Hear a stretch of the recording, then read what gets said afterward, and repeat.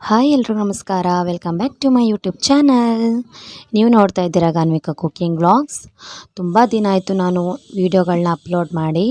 ಗಾನ್ವಿದು 3ನೇ ವರ್ಷದ ಬರ್ತಡೇ ಇತ್ತು. ಸೊ ಊರಲ್ಲೇ ಮನೆಯವರು ಎಲ್ಲರ ಜೊತೆನೂ ಸೆಲೆಬ್ರೇಟ್ ಮಾಡೋಣ ಅಂತ ಊರಿಗೆ ಹೋದ್ವಿ.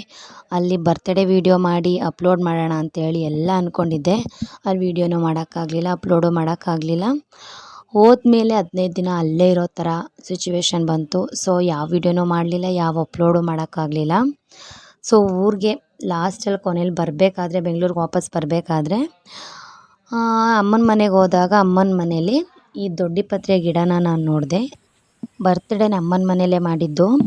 ಬರ್ತ್ಡೇ ಎಲ್ಲ ಮುಗಿಸ್ಕೊಂಡಾದ್ಮೇಲೆ ಗಾನ್ವಿಗೆ ನೆಗಡಿ, ಜ್ವರ, ಕೆಮ್ಮು ಎಲ್ಲ ಜಾಸ್ತಿ ಆಗಿಬಿಟ್ಟಿತ್ತು. ಆಗ ನಮ್ಮ ಅಜ್ಜಿ ಹೇಳಿದ್ರು, ದೊಡ್ಡಪತ್ರೆ ಗಿಡನ ಅಂದರೆ ಅದರ ಎಲೆನ ರಸನ ತಗೊಂಡು ಮಕ್ಕಳಿಗೆ ಕುಡಿಸಿದ್ರೆ ತುಂಬ ಒಳ್ಳೆಯದು, ಜ್ವರ ಕೆಮ್ಮು ಏನೇ ಇದ್ದರೂ ಹೋಗುತ್ತೆ ಅಂತ ಹೇಳಿದರು. ಗಾನ್ವಿಗೂ ಸ್ವಲ್ಪ ಹಾಗೆ ಲೈಟಾಗಿ ಕೊಡಿಸ್ದೆ. ಆಮೇಲೆ ಮನೇಲಿರೋರಿಗೆಲ್ಲ ಇದರಲ್ಲಿ ಸ್ನ್ಯಾಕ್ಸ್ ಮಾಡಿಕೊಡ್ಬೋದಲ್ಲ ಅಂತ ಅನ್ನಿಸ್ತು.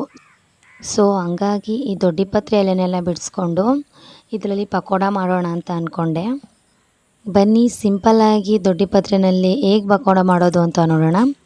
ಮೊದಲಿಗೆ ಬಿಡಿಸಿರೋ ಎಲೆನೆಲ್ಲ ನೀಟಾಗಿ ತೊಳ್ಕೊಬೇಕು.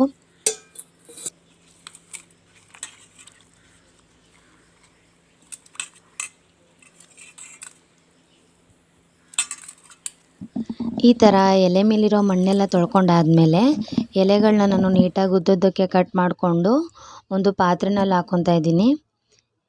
ಈ ಎಲೆಗಳನ್ನ ಉದ್ದುದ್ದಕ್ಕೆ ಕಟ್ ಮಾಡೋದ್ರಿಂದ ಪಕೋಡ ತುಂಬ ಅಂದರೆ ತುಂಬಾ ಕ್ರಿಸ್ಪಿಯಾಗಿ ಬರುತ್ತೆ.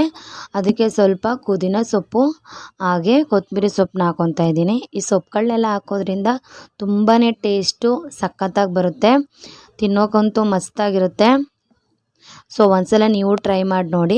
ಇದಕ್ಕೆ 2 ಹಸಿಮೆಣ್ಸಿನ್ಕಾಯಿ ಹಾಗೆ 2 ಈರುಳ್ಳಿನ ಉದ್ದುದ್ದಕ್ಕೆ ಸಣ್ಣದಾಗಿ ಹಚ್ಚಿ ಹಾಕ್ಕೊತಾ ಇದ್ದೀನಿ. ಹಾಗೆ ಸ್ವಲ್ಪ ಶುಂಠಿ ಬೆಳ್ಳುಳ್ಳಿ ಪೇಸ್ಟು. ನಂತರ ಇದಕ್ಕೆ ಕಡಲೆ ಹಿಟ್ಟನ್ನ ಹಾಕ್ಕೊತೀನಿ.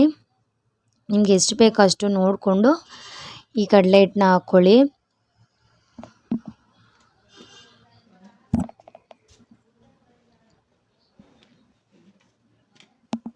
ನಂತರ ಇದಕ್ಕೆ ಸ್ವಲ್ಪ ಜೀರಿಗೆನ ಹಾಕ್ಕೊತಾ ಇದ್ದೀನಿ. ಹಾಗೆ 1-1.5 ಚಮಚ ಆಗುವಷ್ಟು ಅಕ್ಕಿ ಹಿಟ್ಟು ಮತ್ತು ರುಚಿಗೆ ತಕ್ಕಷ್ಟು ಉಪ್ಪನ್ನ ಹಾಕ್ಕೊಂಡು ನೀಟಾಗಿ ಮಿಕ್ಸ್ ಮಾಡ್ಕೋಬೇಕು. ಮಿಕ್ಸ್ ಮಾಡ್ಕೋಬೇಕಾದ್ರೆ ಯಾವುದೇ ಥರ ನೀರನ್ನ ಹಾಕ್ಕೋಬಾರ್ದು. ಸೊಪ್ಪುಗಳಲ್ಲೇ ನೀರಿರುತ್ತೆ, ಅಷ್ಟೇ ಸಾಕು. ಈರುಳ್ಳಿನೂ ಮತ್ತು ಕಲಸಿಟ್ಟಾದ್ಮೇಲೆ ಈರುಳ್ಳಿನೂ ನೀರು ಬಿಟ್ಕೊಳ್ಳುತ್ತೆ. ಸೊ ಇದಕ್ಕೆ ನೀರು ಹಾಕೋ ಅಗತ್ಯ ಇರಲ್ಲ. ನೀಟಾಗಿ ಚೆನ್ನಾಗಿ ಒಂದ್ಸಲ ಮಿಕ್ಸ್ ಮಾಡಿಕೊಂಡ್ರೆ ಸಾಕು. ನಂತರ ಇದಕ್ಕೆ ಒಂದೇ ಒಂದು ಚಿಟಿಕೆ, ಒಂದೇ ಒಂದು ಸ್ವಲ್ಪ ಸೋಡಾನ ಹಾಕ್ಕೊತಾ ಇದ್ದೀನಿ. ಇಷ್ಟೆಲ್ಲ ಹಾಕ್ಕೊಂಡ್ಮೇಲೆ ನೀಟಾಗಿ ಒಂದ್ಸಲ ಮಿಕ್ಸ್ ಮಾಡಿ ಒಂದು 5 ನಿಮಿಷ ಮುಚ್ಚಿಡಬೇಕು. ಅಕ್ಕಿ ಹಿಟ್ಟು ಹಾಕೋದ್ರಿಂದ ಕ್ರಿಸ್ಪಿಯಾಗಿ ಬರುತ್ತೆ ಪಕೋಡ. ನಂತರ ಹಿಟ್ಟೆಲ್ಲ ಕಲಸಾದ್ಮೇಲೆ ಒಂದು ಬಾಣಲಿಗೆ ಎಣ್ಣೆನ ಕಾಯೋಕೆ ಇಟ್ಬಿಟ್ಟು ಎಣ್ಣೆ ಎಲ್ಲ ಕಾದ್ಮೇಲೆ ನಾನು ಪಕೋಡನ ಹಾಕ್ಕೊತಾ ಇದ್ದೀನಿ.